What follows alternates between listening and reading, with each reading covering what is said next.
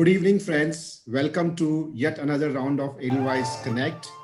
Uh, this is a platform which we have used to interact with you and present many unique ideas, share our thoughts, and try to keep always interesting and something which is different from what you have been perhaps getting from other participants or other evening friends asset management companies. We have tried to make it very participative. We have tried to share our thoughts and views in a different way. And today is going to be no different in keeping with the tradition. Uh, Before I, start talking about the agenda today, let me also share one interesting fact which many of us perhaps wouldn't know. So, with me is our head of equities, our CIO equities, Harshad Patwardhan. Harshad also has a great uh, record to his name of being the longest serving mid cap fund manager in India today. He has been managing the same fund for almost 14 years now. The mid cap fund that Harshad manages today was launched as a part of JP Morgan team way back in 2007, and today we are sitting in 2021, and he has been managing ever since. So this is a great track record to have, and not just managing it not just well, not just good, but brilliantly well. Over the last 10 years, if I were to ask you which is the number one, and I'm not talking about 2, 3, 4, 5, or Q1 or Q2, which is the number one fund on the mid cap space without any filters of AUM or this or that, it's going to be Edelweiss mid cap fund. So kudos to Harshad for doing that for so many years consistently, time and time again. So it's important that we look back uh, uh, at our journey of last 13, 14 years, the student that Harshad is of the capital markets, the learnings that he would have had in all these years, and to share with us. I mean, not always talking about funds from a futuristic point of view, but it's always good to take a pause to look back what really worked, what happened in all these years, what did not work perhaps, and take those learnings into our future and make right investment choices. Before talking more, before really boring you out, let me introduce and let me hand over this entire stage to Harshad. Over to you, Harshad. We launched this fund. I'm sure many of the people in the audience are aware. We launched it in December of 2007 and ran right into the crash of 2008. So it was almost like trial by fire as far as this particular fund was concerned. So it went through very, very bad patch in the beginning. And I'm really grateful for people who stuck with it through the bad times and had faith in our abilities. Of course, subsequently the performance improved, and as Deepak said, that the track record looks very good right now. So what I plan to do over the next 15-20 minutes is to share with you insights that we have got while managing this fund for 13 odd years. Some of them are obvious, some of them are not so obvious. I'm sure you will find them interesting. Later on, of course, after the presentation is over, I'll be happy to answer any questions that you might have. So the themes that I'm planning to cover in this presentation, first I will deal with widespread myths regarding mid-caps. It's astonishing that I'm sure as an industry, we have been looking at mid-caps for maybe last 20 odd years. The mid-cap index is almost 20 years old. Despite that, even today, when we speak to our distribution partners and when they speak to their end investors, there are many myths about mid-caps that have persisted all these years. So I will deal with three of them. There are, of course, many, many myths. So I will deal with three of them. Then we will look at deeply in historical returns. Now, historical returns people look at in different ways. So I have also tried to look at it in different ways, mainly to find out what are the learnings we can get from that. What can it tell us about the future? Third point, which is the fundamental question that many people ask as to why successful mid-cap stocks generate superior returns. So I will try to get into that as a generic sense.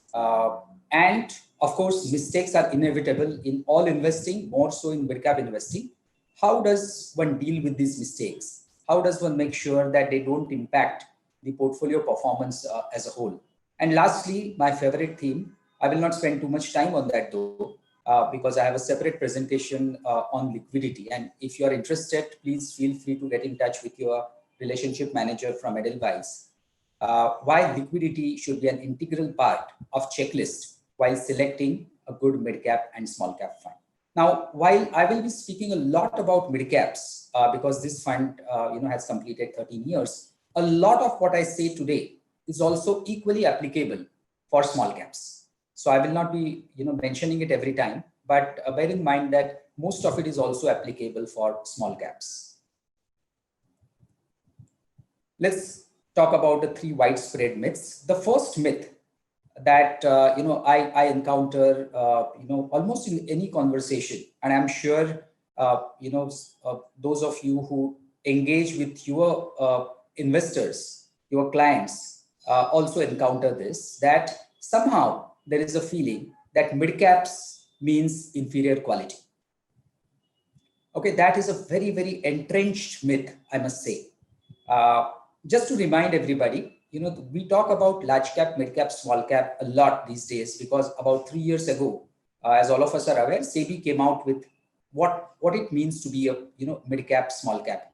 The definition was articulated so that we exactly know what we are talking about: small cap, mid cap, large cap. Just to remind everybody, the definition that SEBI came out with is based on market cap ranks, right? As all of us are aware, top 100 stocks by market cap are large caps, next 150 are mid caps, and anything below 250 are called small caps. So we must remember that the SEBI definition has nothing to do with the quality parameters of that particular business or stock, right? This is not a definition based on return on equity. This is not a definition based on earnings growth. It is just a market cap definition, not a quality definition. Very, very important to understand. Also, I'm sure some of you have been investing in Indian markets for decades. You will be well aware that there are many low quality large caps also. And of course, there are high quality mid caps and small caps. The way we look at it, we look at mid cap, small cap investing, is that we try to identify leading businesses in smaller product market segments, right? So that company may be a leading company in a business which is, or in an industry which is currently small, and as a result of it, although it is number 1 company in that product market segment, market cap wise it is small, and therefore it happens to be a small cap or a mid cap. So there are many examples of very high quality mid cap and small cap stocks in capital goods. There are many smaller segments of capital goods, like let's say bearings. That's my favorite example. If you look at all top 3 companies in that particular segment, all of them are subsidiaries of multinational companies, good balance sheet, good access to technology, good management. Why are they small caps and mid caps? Because bearing industry size right now, it's small. I mean, it can never be comparable to a telecom industry size or banking industry size. So being a small cap and a mid cap is not a negative necessarily. Similarly, specialty chemicals, I'm sure you're aware of many names where these companies are leading companies in the product that they make. They are number 1, number 2 companies globally. But because they operate only in a handful of segments, they happen to be small in absolute size, financials and retail. So very, very important thing to understand, and that should be the first point of discussion when you are engaging with mid-cap and about mid-cap and small-cap investing with your clients, that mid-caps do not signify inferior quality. The second myth, which is somewhat linked to the first one, is that the first one was that mid-caps signify inferior quality, and as a result of which many people also believe that mid-caps have to trade at a discount to large caps. What I have done here is I have given 3 examples of, I have not named the stock, but another thing that is very important is that when a discussion happens about whether mid-caps are at a premium or a discount to large caps, a lot of the discussion, unfortunately, in our industry happens at the index level. Now that is a wrong way to start, because if you look at the composition of indices, if you take Sensex, Nifty, and try to compare valuations of that with mid-cap index valuations, the composition itself is very, very different. So for example, banking and financial services is 20% of mid-cap index, whereas for a large cap index, that can be 30, 33, 35%. So you cannot really compare meaningfully the valuations at the benchmark level. But what you can do is to do that comparison at a particular segment level. So what we have done here, I will just run through one example. I will tell you how to read it. So let's look at the first three columns, auto ancillaries.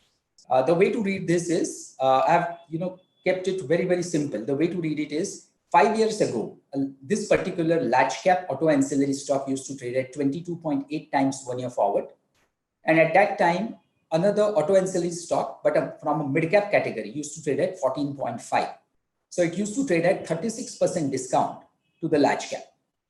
However, over a period of time, because that particular business did well in terms of earnings growth, in terms of return ratios, etc. If you look at it today, now the last row, the mid cap now trades at a 26% premium to large cap. Similarly, I have given examples from other sectors, IT, cement, etc. The point is that even in the same segment, and that is how you should be comparing, there is evidence that mid caps routinely trade at premium to the large caps. Okay, so if somebody tells you or somebody argues with you that mid caps must trade at a discount to large caps, you can show this as the factual evidence. The third point, and this is another very, very widespread myth, that somehow that FPIs invest only in large caps. I have seen this argument so many times that currently only FIIs are buying, FPIs are buying, and therefore mid caps won't probably do well, only large caps will do well because foreigners don't invest in mid caps. Again, we are trying to address that myth by giving evidence. The pie chart that you see is NSE mid-cap 100 ownership pattern at the end of September 20. We don't have the data available for December 20. But if you look at it closely, on the left-hand side, you will see that the FPI holding in the index companies as a whole is about 16.4%. Okay, so foreigners do invest in mid-caps. And interestingly, if you look at the FPI holding at the end of September, it is actually higher than the investments by DIIs, which includes mutual funds. So, another myth that we would like to bust is that FPIs don't invest in mid-caps. They do. As many of you are aware that many people have a vague idea of FII investment. They in conversation, they talk as if it's one monolithic entity that is investing in India. The fact is that there are, hundreds, if not thousands of different funds that invest from the FII side, each having different mandates. So as Deepak alluded to, I was part of JP Morgan, as many of you are aware. And we used to have ourselves a mid-cap fund, which was India specific, offshore. We had a regional fund that was mid-cap specific. And we also had an emerging market fund run out of London, which was investing, whose mandate it was to invest only in mid-caps. And they used to invest in mid-cap stocks in India. So please bear in mind that foreigners can invest and do invest in mid-caps. After this, let's go to historical returns. And I have looked at, as I said, historical returns in very many different ways. So one way to look at it is just present the data. Why 20-year data? Because mid-cap index started 20 years ago. So we don't have a data running, before that. Of course, we have that data available for large caps. But a few observations here, if you look at that chart, is that firstly, 12 out of 20 years, 60% of the times, mid-caps have outperformed large caps on a calendar year basis. Okay, so that's one statistic. If you look at the recent times, you will notice that in 2018 and 2019, mid-caps have massively underperformed large caps. And we have all, lived through that period recently. If you just look at this chart, you will notice that both these years, 2018 and 2019, where they underperformed significantly, were the worst years on record in terms of underperformance of mid caps versus large caps. So that's just, there are different ways of looking at that data, but we can address it as a part of Q&A. So that is the one way of looking at it.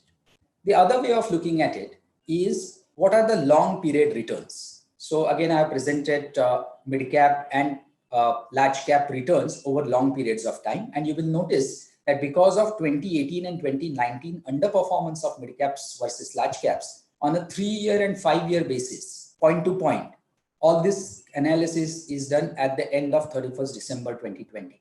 You will notice that mid caps have actually underperformed large caps on a 3-year and 5-year basis, largely or almost fully because of 2018 and 2019. What happened there. But if you look at longer period, 10 years, 15 years, and 20 years, which is since inception, you will notice that mid caps have outperformed large caps. On a CAGR basis over the last 20 years, the difference is about 2.8%, which is not small on a CAGR basis. The next one, I think, is probably most relevant. I'm sure you do as well. So when we talk to our partners and through them investors, we always say that you should think about investing in equities in general, but definitely mid caps and small caps in particular, at least with 3 to 5 year kind of time horizon.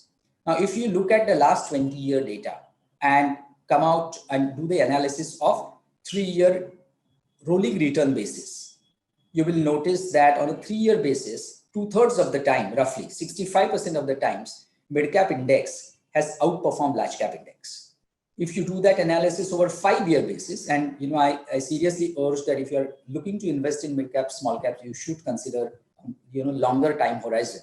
You will notice that almost 77% of the times on a rolling return basis, mid cap index has outperformed large cap index.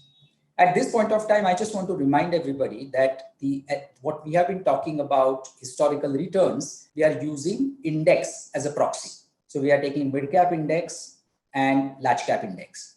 But I just want to remind you that if you look at historical data, you will realize that mid cap funds, not just our fund, my peers' funds also, mid cap funds generally, actively managed mid cap funds have managed to generate a fair bit of alpha over the last 10, 15, 20 years. Whereas large cap funds in general have struggled to generate alpha. So if you look at the statistic that I shared with you, which is striking at the index level itself, but I think it will be even more striking if you look at it at a fund comparison level because of the higher alpha that mid caps have managed to generate.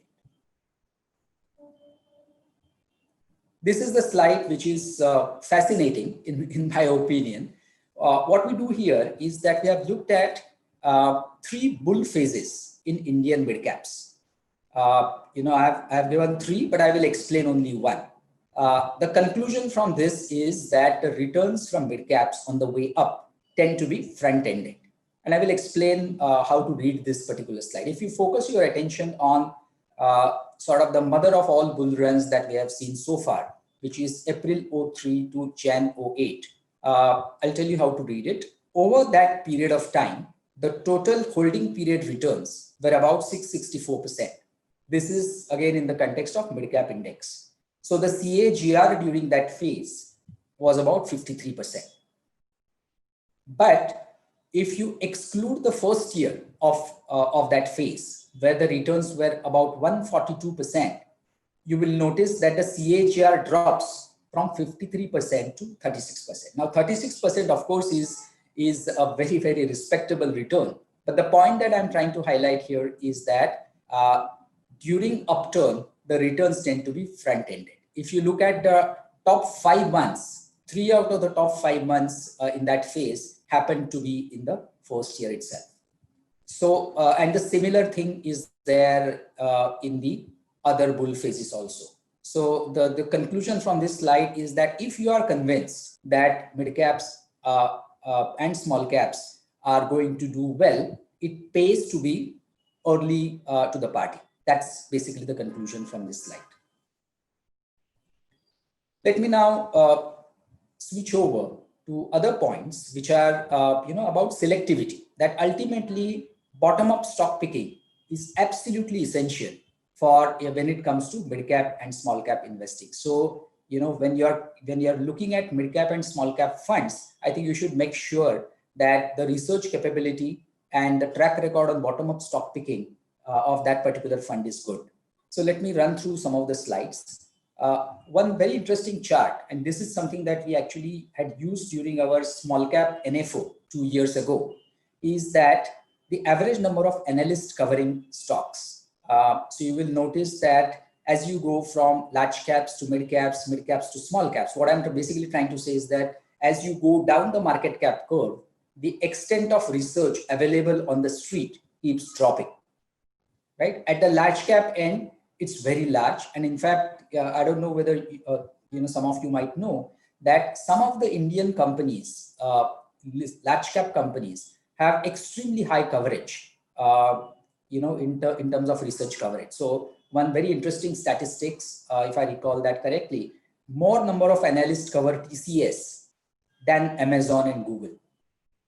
So at the large cap end, Indian market is over-researched, but as you go down the market cap curve, the extent of research drops. And this is where, teams that have a good capability of bottom-up stock picking, I think it comes in handy. The other point is, again, highlighting why bottom-up stock picking is crucial. What I've given here on the left-hand side is mid-cap index return in 2020 calendar year, 22%. But just look at it in the context of the top 5 best performing stocks and top 5, bottom stocks in terms of performance. The extent of dispersion is astonishing. Top performing stock was up 159%. The worst performing stock was down 77%. This is, obviously not, although we have named the stocks, we do not want to recommend any stock. This is just for illustration purpose, just to show how astonishingly high the dispersion tends to be. And this is just for 2020. Go back any year, any calendar year, and you will notice that the dispersion tends to be very, very high. What is even more interesting are the charts on the right-hand side. If you look at the charts on the right-hand side, we have just picked 2 sectors. You will notice that in a particular, so the top one is about NBFCs. And the bottom one is about cement stock. So we have chosen a small segment of the market, and you will notice that even within a small segment sector, even within that, the dispersion tends to be very, very high. So in mid caps and small caps, it's not good enough to take a call that I like this sector. Which stock you end up picking up makes a big difference to the performance. So I hope that point is very clear, that bottom-up stock picking is absolutely crucial. It's crucial in general, but it's absolutely crucial for mid-cap and small-cap investing. Now, this is interesting. As I mentioned, some people ask this question, fundamentally, why mid-caps and small-caps should do well or should do better than the large caps over long periods of time? I've tried to explain that, and I will come back to it if there are any questions, but let me briefly explain how to read this chart. Let's focus our attention on the left-hand side table. Here is an example of a chemical company. The way to read it is we have given the actual price, 1 year forward EPS and PER of this company over the last 5 years, and the growth rates we have given in the bottom table. So the way to read it is this particular stock was, the price was 1265 5 years ago. And at the end of 5 years, on last day of December, it was 5574, which means that it generated 35% CAGR over 5 years. Now, interestingly, let's look at the composition of returns or the sources of return. Where did that 35 come from? If you look at on the middle column, you will notice that the EPS has grown by about 19% over 5 years for this particular business. And as a result of which, how did you get to 35? Because the stock also got re-rated from 14.3 times 1 year forward to now 26.4 times 1 year forward.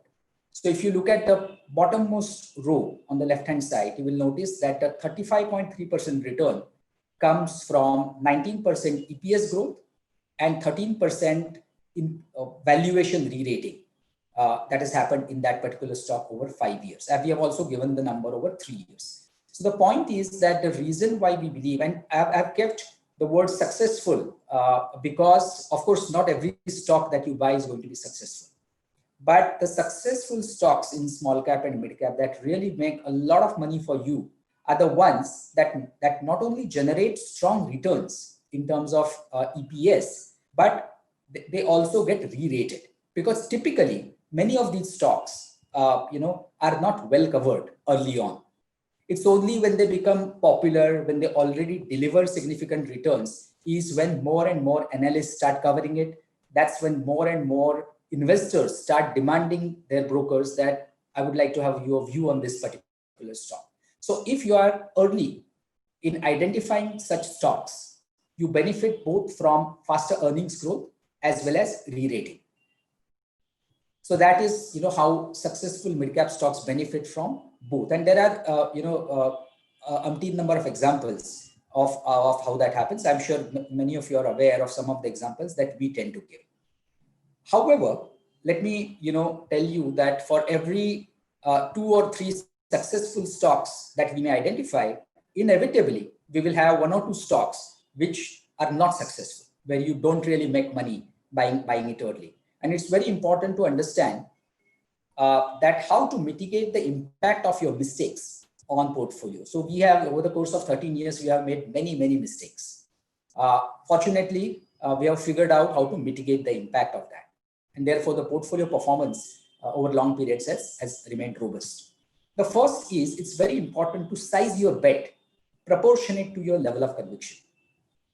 Early on, it's possible that you identify a good business at a very attractive valuations, but the research available is not much. So your level of conviction may not be very high.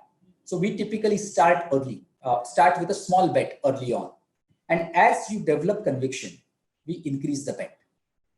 So that is one way of, that if you have made a mistake and in a few months time, that mistake is, is very clear to you, you can quickly take remedial action. The second point is diversification. And I know that there are different views in our industry about whether the small cap and mid cap portfolio should be concentrated or diversified. In my opinion, when it comes to pooled funds like mutual funds, where a retail investor also participates, I think diversification is a must. That's one way of mitigating risk of mistakes. The third one is being mindful of negative bets. I think that's very, very important. I will not spend too much time on this unless there is a question, but you have to be aware of what you don't own, because many mistakes are mistakes of omission and not just of commission. And the last one, which is very, very critical, is to be ruthless when your hypothesis is proved incorrect. Suppose we buy a stock which we think will be a multi-bagger, but because of the events in the industry or what we learn more about the company, if we come to a conclusion that it was a mistake, it's very, very important to be ruthless, not falling in love with the management or the company, and correct that mistake and then allocate that capital somewhere else. I think that is very, very important. So these are some of the ways where you can mitigate impact of the inevitable mistakes that one will make while investing in mid caps and small caps. And the last point that I wanted to highlight was a liquidity measure. I think it's absolutely important when you are, many people tend to look at the long-term track record, the fund manager's track record, etc., etc. But I think particularly for small cap and mid cap mandates, losing sight of liquidity measure can be very costly for your investors. Many times what tends to happen is that, investor fund manager might lose sight of liquidity while buying an underlying stock and may end up having a very large position in a particular stock. Typically, the trouble in liquidity starts when the times are stressed. It typically doesn't start in good times. But if you are looking to buy a fund for 3 to 5 years, it's important that you look at this particular measure. If you want to know more about it, as I mentioned earlier, your relationship manager from Edelweiss will be happy to show you how to compute this liquidity and how to compare funds. This is a measure that I would strongly recommend that you can use it more for comparison purposes rather than looking at the absolute number. So this is, these are some of the learnings that I have, that I, wish to share with you all. So thanks a lot for listening. Now I have only a couple of slides that, if you don't mind, I will show, but that's in a different presentation. So I will stop sharing this one and come back with another slide. Just bear with me.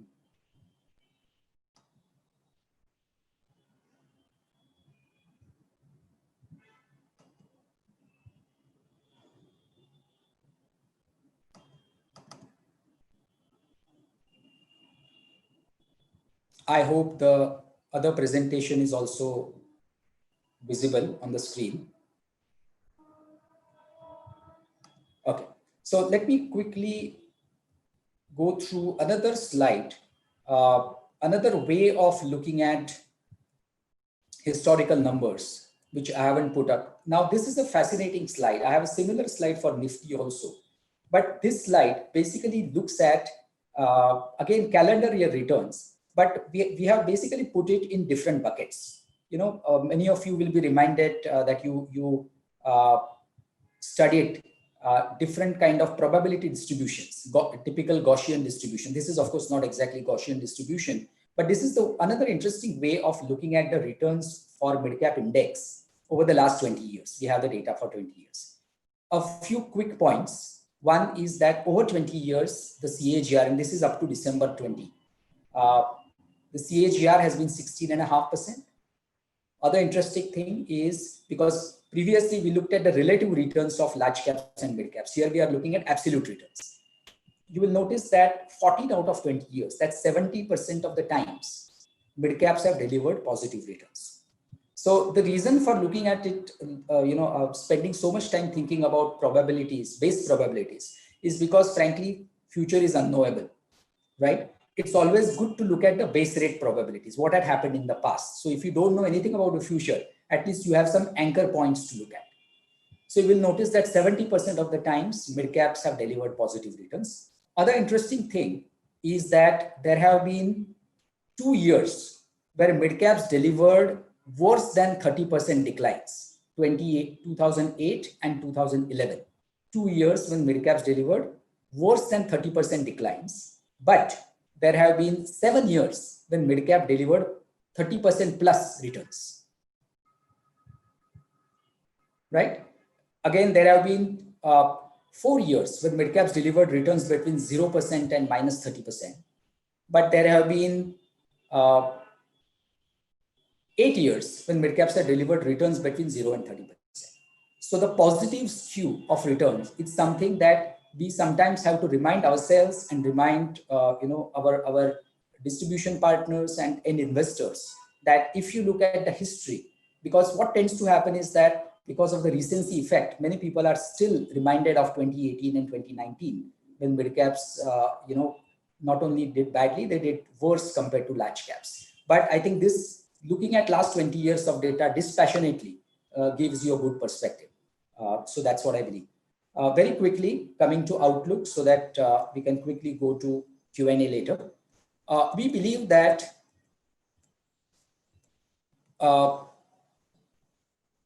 the growth that we will notice now going forward is going to be a fairly broad-based growth.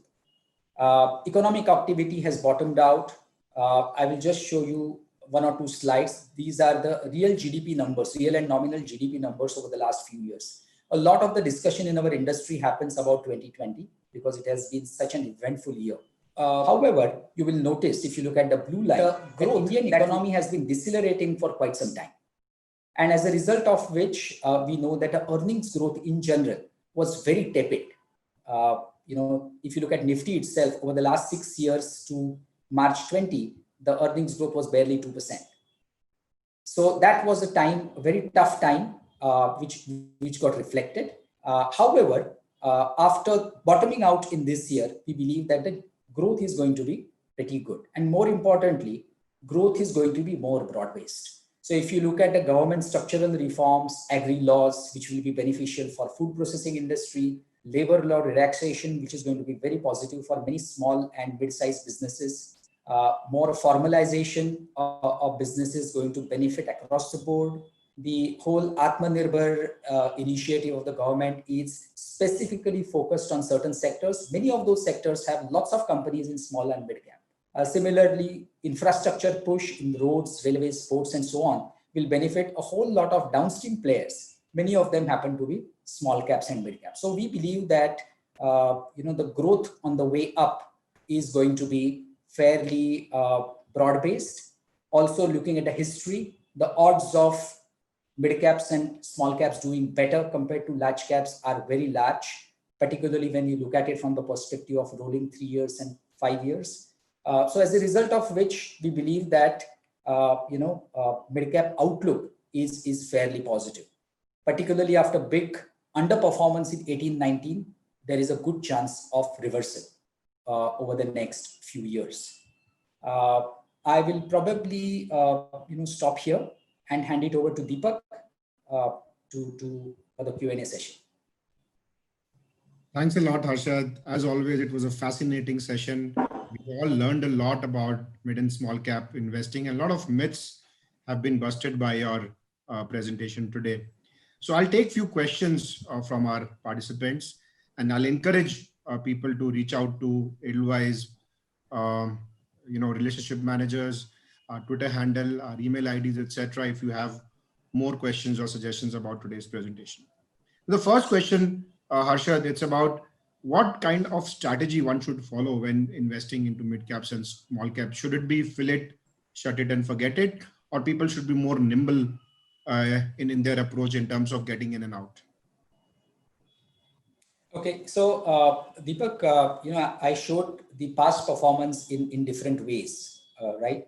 So the last one that I showed was over 20 years, how have mid caps done?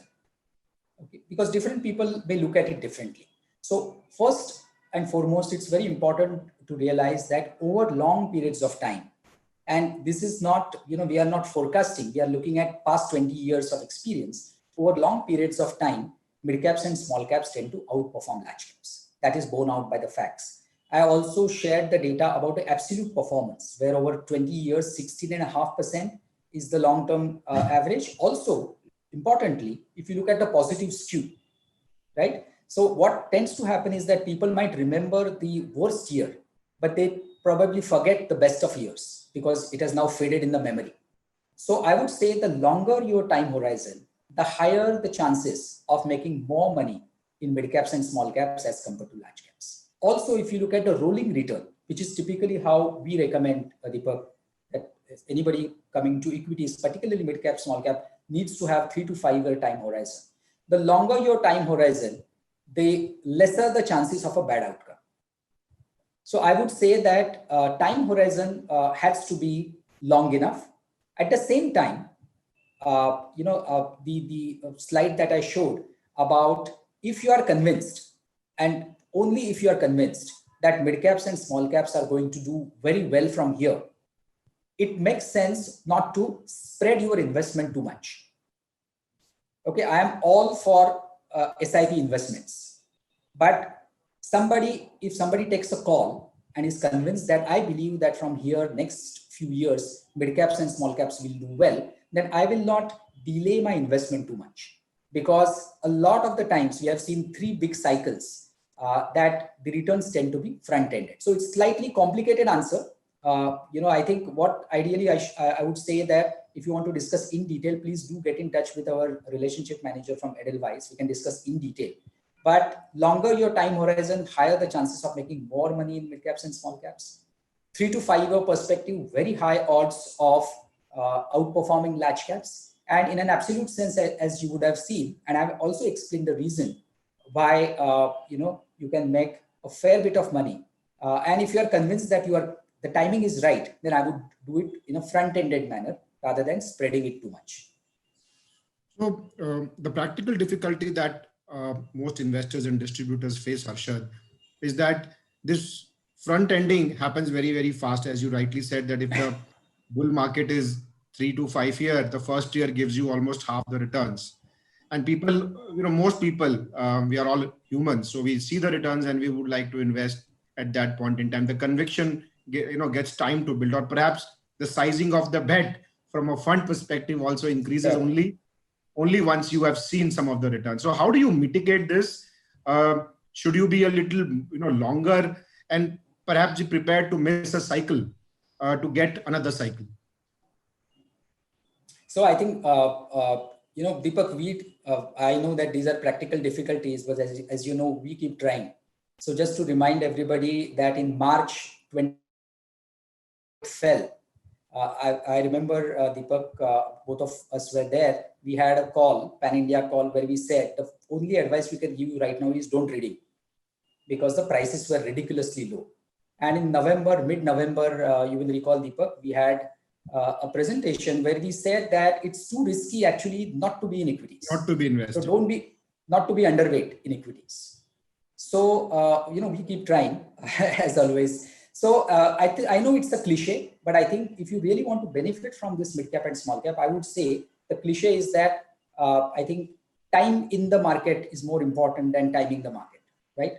So I would say that particularly for risk, people who have the risk appetite and who can stomach the volatility that inevitably comes with mid cap, small cap investing, I think the longer you are invested, the rewards will be that much. Of course, from time to time there will be a bad year in between, and if you are alert, you can avert a potential accident in the market. But the longer you stay and the compounding happens, I mean, when we look at buying a business in our portfolio, right, we think about 3 to 5 years minimum. So I would say that you have to be allocated to small cap and mid cap to benefit from this long-term compounding. And if you get your timing right, I think you also get that bonus of front-ending returns. As I mentioned, in that dream run, even if you missed first year, you still made 36-37% CAGR, not bad.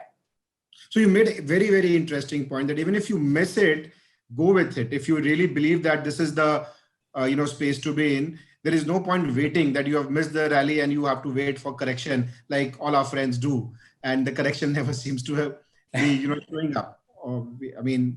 Again, I just want to make a point that we are not predicting markets. We are not in that game. We only look at companies and try and see if those companies are likely to do well or not over long periods of time. So Harshad, if you were to be an advisor, and this is assuming that we don't have details and it's just a vanilla advice, from an asset allocation perspective between large cap and let's say smaller companies, that mid and small cap, what kind of a percentage allocation you would suggest if a customer can hold on for 7-10 years and not necessarily 2-3 years we are talking about? Okay, so Deepak, you're asking me a question. I sincerely think that being a financial advisor and interacting with end investors is a more difficult job than what I do, fund management, because there all kinds of emotions are involved, right? Say, in March the market fell. I don't know how to answer those questions really. So it's a tough question that you have posed for me.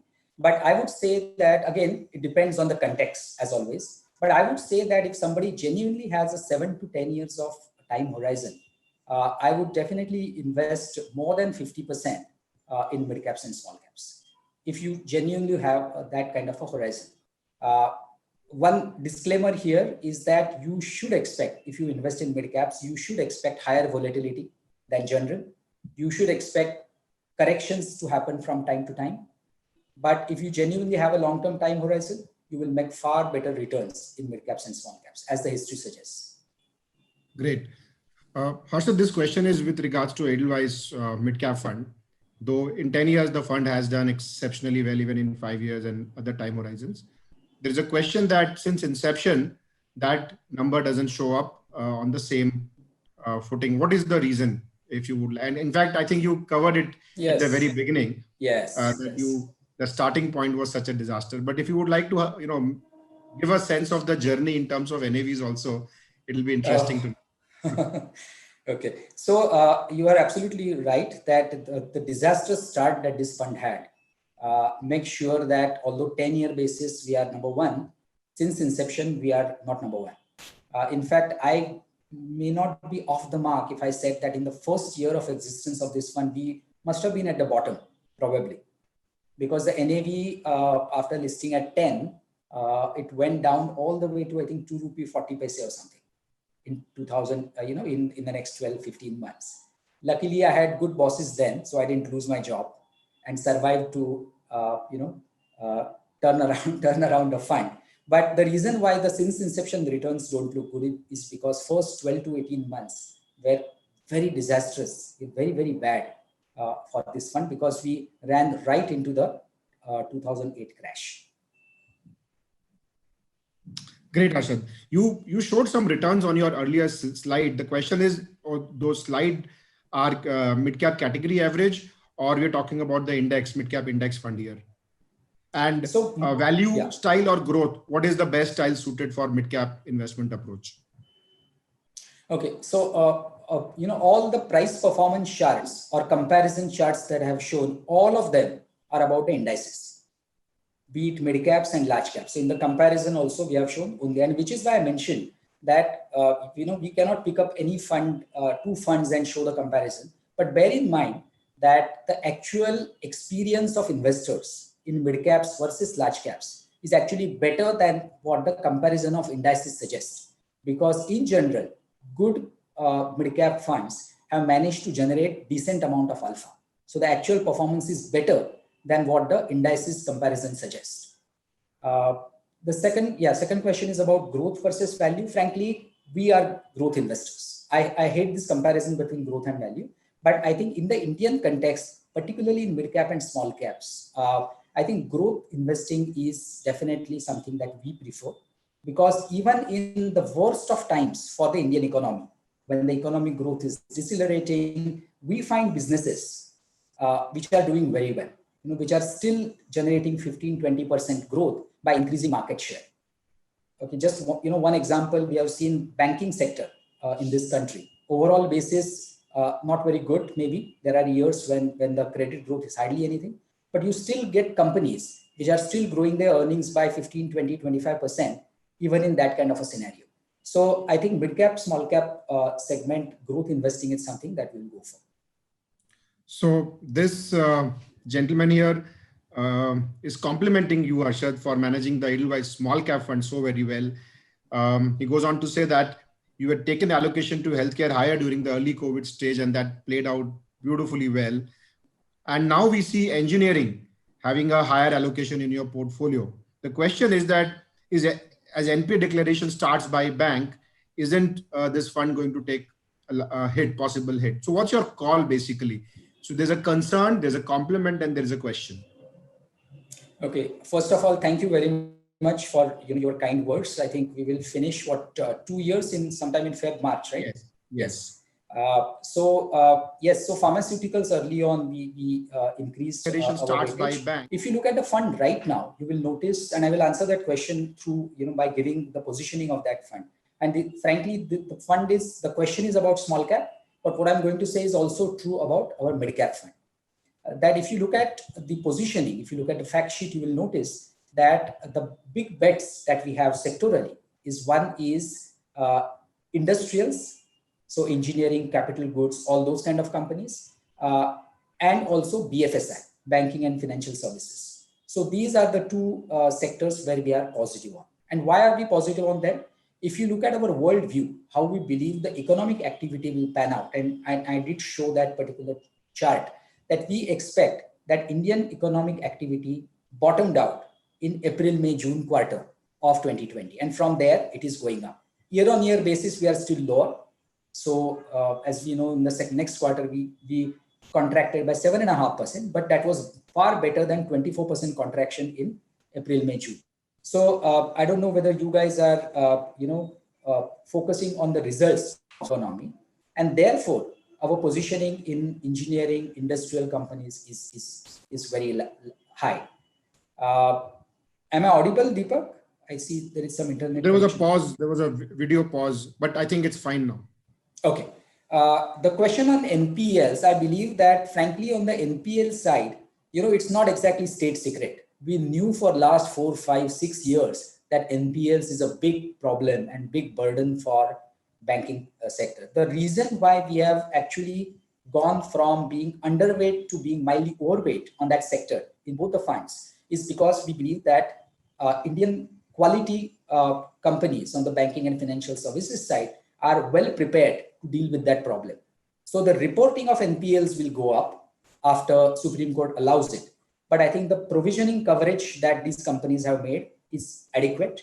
If you look at if you hear the commentary from the bosses of these companies, they are saying that the actual experience of stressed asset, particularly linked to COVID, is actually far lower than what was feared in the darkest days of COVID. So and many of those companies, frankly, over the last 6-9 months have actually recapitalized themselves, have raised equity and built the buffers. So we believe that both BFSI sector and industrial sector, we expect them to outperform the broader market. So Harshad, the next question is that we have seen a great rally in healthcare, and this question also came when we launched our MSCI World Healthcare Index Fund. Is the rally in healthcare over, or you think that it's a longer term play? So if you go back to our healthcare fund themes, that there are even within pharma there are different themes, right? It's not one uniform sector. So I would say that many of those segments which are represented in that fund, one should look at them not from a 3 months, 6 months perspective, but from a far longer time period. So there are many businesses in India which are some of those securities are part of that fund. They are like 3 to 5 year plays. They are the companies that actually work with the global MNCs on CRAMS or on research side. Similarly, there are Indian companies where they have a large US based business where last few years were very bad for them, but the next few years are expected to be better than last 3-4 years. So I don't think we should look at it from a 3 months or 6 months. I think that fund has barely finished 3 months, maybe Yes, 3-4 months. Yeah. So I think that you should look at it from a longer time horizon. And of course, there are MNCs, some of the MNCs which will actually benefit from these vaccines, etc. I think some of these candidates have vaccines, which are in the pipeline. So I would urge everybody not to look at it from a 3 months, 6 months perspective. In any case, I think these are probably separate buckets that you have, right? That you are not going to invest everything that you have in a sectoral fund. Bulk of your investment will happen in Indian diversified funds. But that remains a powerful theme because next 12 to 18 months at least will remain, linked to COVID because we have seen reinfections in many countries. So I think this theme is going to be around for quite some time. So Harshad, I think this question stems from the fact that many participants in the industry have been talking about financials and engineering, financials more so. And in the process, perhaps saying that healthcare rally is over, this is not a great time. So it's not one versus the other. The scenario is such that 3, 4, 5 themes can play out over medium to long term. Absolutely. And the one way to put it, and if I can give an example of FMCG, which is another defensive sector as it's considered. So when the economy is going to do better than the past, all businesses in India will do better than the past. What we are concerned, so when I'm looking at a diversified fund, I have to think in terms of relative returns. So which sector is likely to do better than the benchmark? That is how we think about it. So when I say that we are underweight on FMCG right now, does not mean that I don't like those businesses. It's just that some other businesses might outperform in this upturn of the cyclical phase. Absolutely, Harshad, absolutely. This is a question I'm sure very close to your heart. This is about liquidity, Harshad. So you mentioned about liquidity during the launch of our small cap fund also, and we had explained how we had come to a number which could be perhaps be enough for us to raise during that period. What would be that number, Harshad, from a small cap perspective and from a mid cap perspective? What is a good size small cap fund and what is a good size mid cap fund in your scheme of things? So it's again, Deepak, very difficult to answer that question without context. Okay, so the way we look at, just to recap very quickly, the way we look at liquidity is in terms of the average daily traded volume of that particular security over the last 3 months and a participation rate of 20% or 30%, whatever you are comfortable with. And so actually the composition of stocks will decide what is the ideal size for this. And therefore, when I mentioned liquidity, I said that when our advisors compare or are in the process of recommending mid cap and small cap funds, they should look at it from a relative perspective. Because in an absolute perspective, there can be a difference of opinion. I might say that participation rate of 30% is the one to take. Somebody else may have a view that 30% is too conservative, or too much. I will rather go with 20%. So I don't think we are going to agree on any absolute number, but a relative comparison. And I think, I'm sure our sales colleagues will be able to help as to how to compute. It's very easy. Anybody having an internet connection can set up that particular Excel sheet in 20 minutes. And every time when the fact sheet is out, you can do that comparison. From your perspective, Harshad, what is a optimum size for the small cap fund as it's today? Okay, so if you just look at the current portfolio, the way it is, I would say that easily 3 to 4 times the current size without compromising on the liquidity side. So almost 2,500 crore is something that can be easily absorbed in the small cap fund without talking anything on the contrary with regards to liquidity, etc. Correct.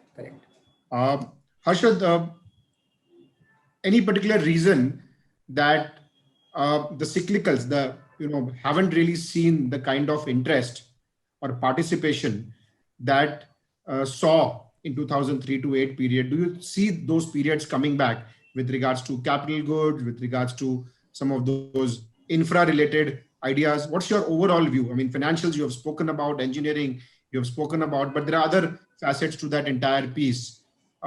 What's your take on that investment side of economy? Yes, so very good question. Frankly, if you look at last several years, the investment side of the economy, and I know what the question is probably alluding to, the private capex part has been missing for probably 7 to 8 years.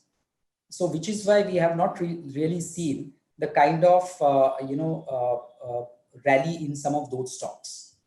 Because last several years, frankly, the private capex has just been falling.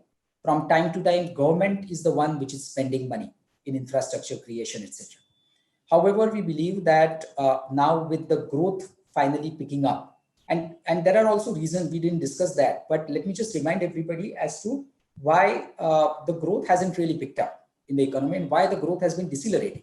Because the government of India, after Mr. Modi came in 2014, over a period of time, government has taken very, very drastic steps to remodel the economy. You can agree with it or you can disagree with what they have done. That's not the point that we are discussing. But if you look at 2016 demonetization, that was a huge disruption for the economy, right? Then we had GST implementation in 2017. That again was a huge disruption. Then government came out with this whole IBC mechanism. So government has taken huge number of very, very strong structural steps to heal the economy from a medium to long-term perspective. Some people will say that they did too many surgeries on the patient one after the other without allowing the patient to recover, and there is some merit in that criticism. But I believe that if you now look at the narrative that is coming out from policymakers, be it Reserve Bank of India or Government of India, I think there is a single-minded focus, unrelenting focus on inducing and sustaining growth in the economy. And that is why there is reason to believe, I think, that the sectors that did not do well because over the last 7 to 8 years, some of those sectors that did well in 2003 to 2008 kind of period, some of them might actually come back. And we believe that we are slowly positioning our portfolio for that outcome. And I believe that if this tempo continues, it's only a matter of time that you will start seeing private capex. In fact, if you are tracking the announcements, you will already notice that there are many announcements that have been made by industries in terms of investment commitments. And the government has come out with this PLI, production linked incentives, which is actually, so essentially the message from the government is that we will do what it takes, but we want to increase the manufacturing in India. And that's where this whole Atmanirbhar Bharat and stuff like that is coming. Thanks a lot, Harshad. There's a question on and I'll filter that question in my own simple way. The question is about, which are the two sectors to look forward to. I think what you should be, talking about, Harshad, is what are your top absolute sectors bet and what are your top active sector bets? Because when you look at the fact sheet and you find that the top two sectors are not the ones that we spoke about in terms of being active or under, there seems to be some confusion. So what are the top two sectors from a total weight perspective, and what are top two sectors from a active bet perspective? Okay. I think, Deepak, you're absolutely right. There is a lot of confusion, and that mainly happens in large cap oriented schemes, large and mid and multi, not so much in mid caps and small caps. But in absolute sense, I think our biggest holdings will be in BFSI, banking and financial services, also because the benchmark weight of that tends to be on a higher side. So if you look at it in an absolute sense, that's there, and that is also the sector where we are reasonably positive on. But of course, our bets are not as high as our positions there. In terms of bets, I would say, and this is something that might surprise everybody, but it's right there in the fact sheet. You will notice that we have taken a fair bit, and most of it over the last, I would say, last few months, that we are, in terms of bets, we are very positive on real estate after a long time. So residential real estate and allied businesses, I would say probably is one of the big bets. Now, in terms of AMFI classification, some of it may get classified as industrial, some of it may get classified as real estate. But that is one of the activities where we are very positive on.